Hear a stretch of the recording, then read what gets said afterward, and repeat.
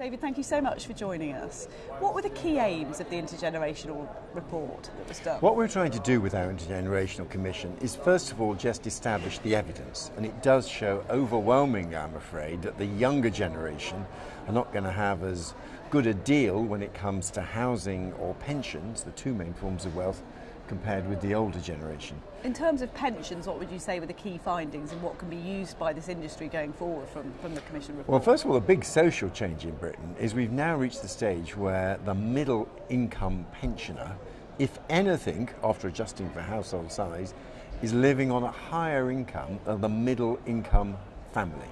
And that is a massive change. And of course, 30 years ago, our problem was poor pensioners. But there's still an assumption that somehow old people equals poor. That is no longer the case.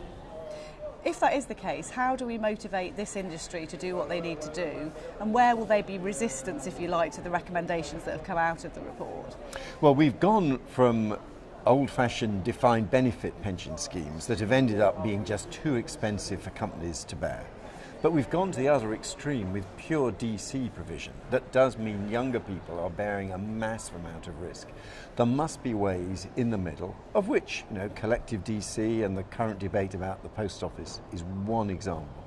There must be some ways in which we can imaginatively reduce some of the risk that younger savers are facing, us recognising we're not going back to the old days.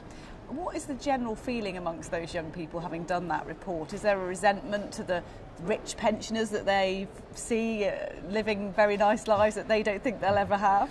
Well, of course, sometimes, having written about this, I'm accused of promoting generational warfare. The good news is that young people want their granny to have a decent time in her retirement, and old people care about the young. But I think there's not a recognition of how much our generation, the boomers, have benefited.